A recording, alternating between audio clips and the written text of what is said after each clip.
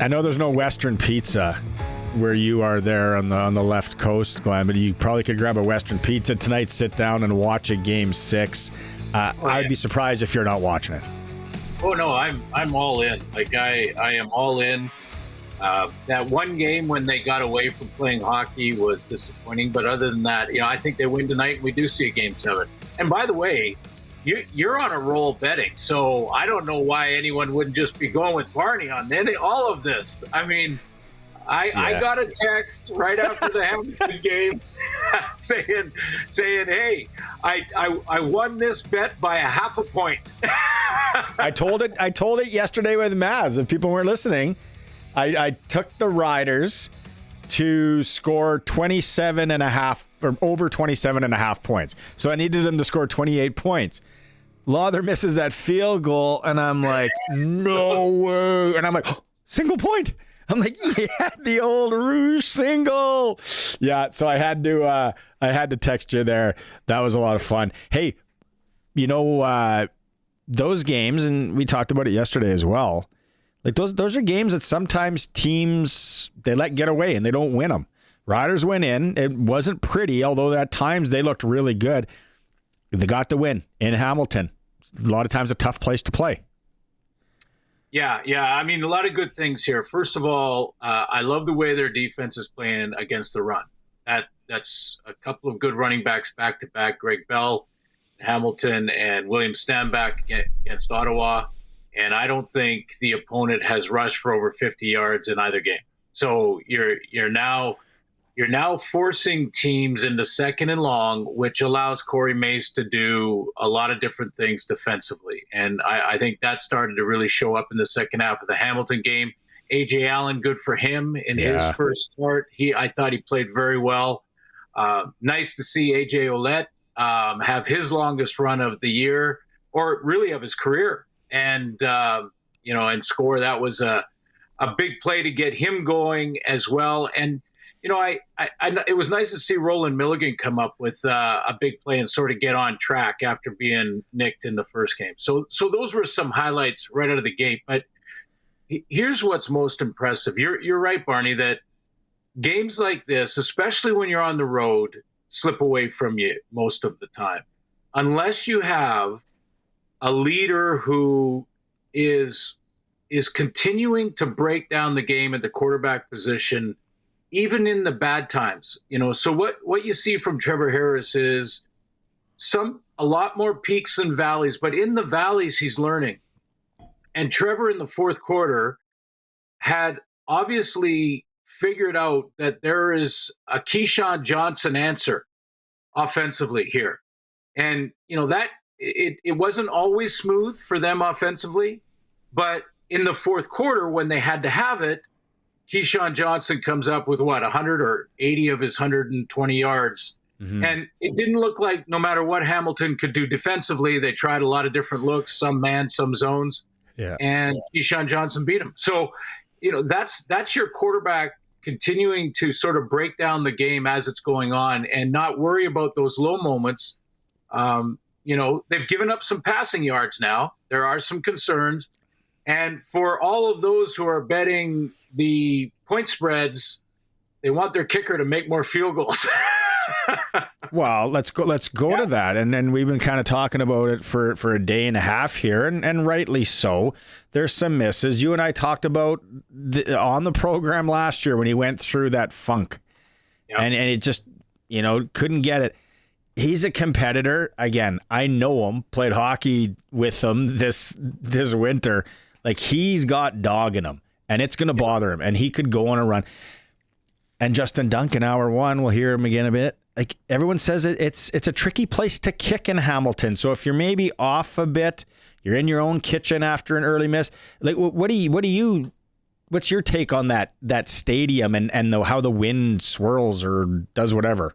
Very tricky. Yeah, very, very tricky there. And there's always wind.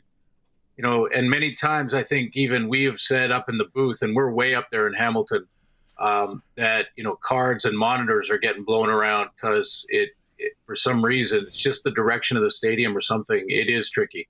And I'm going to give Brett Lauther one more sort of out here. he's working with a new holder, and as we know, the holder is so important. No, I'm just I overplayed it a little, but no, it is important, and the timing between center, holder, and kicker. And I'll give you an example, Barney. I mean, when it's right, and you are fully confident. I could have, at the time, from Bob Poley, taken the snap, put it down, and Dave kick it in less than 2 seconds. So for the ball to travel 7 yards, put the ball down, because the kicker is moving towards the ball while it's in the air. He's not waiting for it to get to the Placed. tee. Yeah, before he moves. Because if he does, first of all, it could get blocked. But secondly, it's too disruptive mentally for the kicker. He's just got to walk into it like it's going to be there. He trusts it. There were times that I used to, as a holder in practice, hold the ball, take my helmet off, and I'd hold the ball with my nose because I trusted Dave. I know that sounds weird. Let's keep in mind you had a sweet duster too. You had an awesome mustache. Yeah, I did back in the day. But but we used to mess around sometimes, and I used to put the pressure on him in practice about, like, if you don't make 100% of your kicks this practice, you owe me dinners. Yeah, you owe me dinners on the road. And he started to. The competition between the three of us started to really heat up where we were practicing. And then I would trust him so much that I could do that. I just say, here, I'll just hold it with my nose, and he'd kick it and not touch my face in any way. So that trust level has to be built over time. And, I think Joe Couch is holding for Lauther right now. That's brand new. And I'm not sure if, they're looking at possibly changing that. I'm not saying it's Joe's fault. So let me be clear on that. Yeah. But the trust level's got to be 100%. And that could be part of what's the issue here. I have no doubt that Brett Lauther will bounce back. Kadeem Carey, he had 4 for 26. He was in the line. We talked to Mark Mueller on the coach's show yesterday, and he said, no, we're dressing guys. They're expected to play. So, he was in the game. He did carry the ball, looked good at times. That's another guy. AJ, came from Toronto, had a chance to play him last year. But this year and this weekend is interesting because this is the team that just cut you a few weeks ago, right, Glenn? Yeah. Like even if I'd make room for Kadeem Carey if I'm Corey Mace. Now he's got a lot of juggling to do, and there's other injuries and things he's got to work on, and the Canadian ratio and things like that. But so we'll see how it shakes down. But if there's any possible way, I think you got to do this because there's just that little extra spark. It's like most people will say, you're a pro athlete, you shouldn't need little things to motivate you like that, or a speech from a coach or whatever. But here's the thing.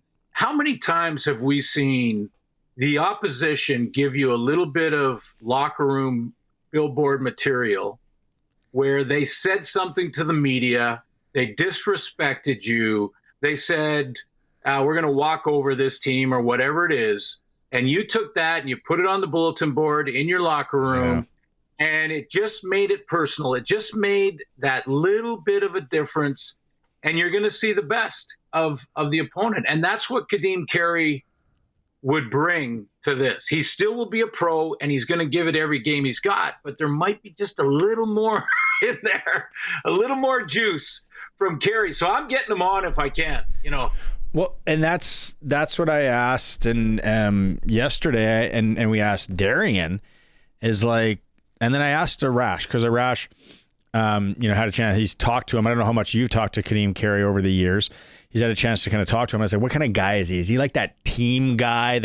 He's in with the fellas right away and all that, or is he kind of stay to himself, cerebral, maybe more so? And he said, no, he's a team guy. Because then you're a team guy. Now you got everybody wanting to win this game on Saturday for you. Yeah, team guy and energy guy.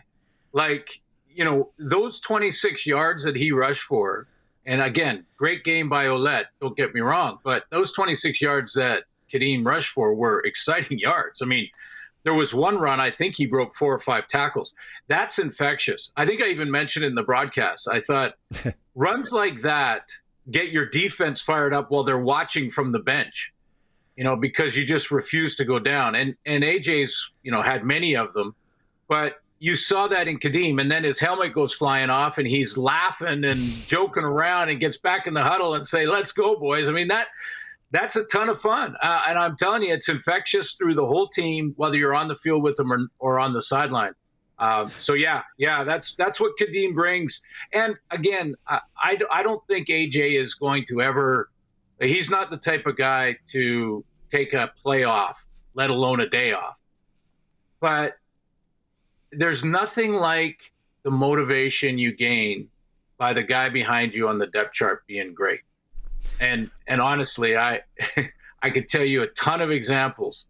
When I looked at a training camp roster and I saw Alabama and USC lined up behind me at free safety, and I went, "Oh boy, these guys, they look like they should be like Greek gods or something, and they're going to fly around the field, and that's it. It's my last play." But the guy in front of him's holding balls with his nose. Yeah, that sounds weird, but we did a lot of goofy stuff because the holder, the center, and the kicker, they spend a lot of time together.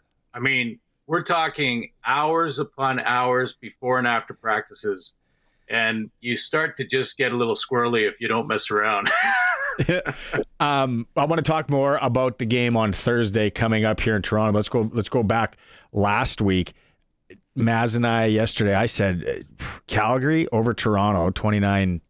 Like that's a surprise for me. And then Winnipeg, I know there's an injury there. 14 points spread on BC last week. Anything surprise you? You learning anything about the teams? I know Winnipeg's only one game in. Their defense looks good, but what do you see after week 2? Well, first of all, the core in Winnipeg is still solid. This whole idea that they're getting old. I know it was just one game, but I wouldn't start betting on that they're too old. Willie Jefferson's still getting it done, being just as disruptive as always. And that team has not changed its DNA at all. It is going to go with the run through their offense. And if you can't stop it, whether it's Brady Oliveira or not, because he got hurt early in that game, whether it's him or not, they are running the football. And this is the thing that I keep asking coaches that play against the Bombers. I always ask them, like, isn't it kind of simple? Like you just have to stop the run against them to have a chance. And they all kind of answer the question with a little bit of sort of, well, it's kind of the same for every team. Like you want to stop the run on first down, blah, blah, blah. Yeah. But this is different. With the Bombers, it is their DNA. It's their heart and soul. You got to rip out their heart to beat them, and that's through the run. And it's been the same formula for 5 straight Grey Cup appearances. And unless a team can go out there and stop that, they're going to keep going. Hey, if anybody's ever tweaked an oblique or knows anything about that, it's uncomfortable. If you're golfing, anything where you got to move. So for a quarterback to have an oblique injury, and we're into week 2, I would suspect that they're going to be super cautious with this. I don't know if you've heard anything because it's early. We're still in June here, Glenn. Yeah, I have heard that he was at practice, that he is limited, I think was on the report. I'd be shocked. I'd be surprised. And that's not from, hearing inside info from a coach. That's just, it's the type of injury that if he makes it worse, we're looking at a month or so, and there's certainly not. Yeah, at least. And they're certainly not going to take that chance, I don't think, when they have Jeremiah Masoli and his experience behind him. Yeah, that's going to be,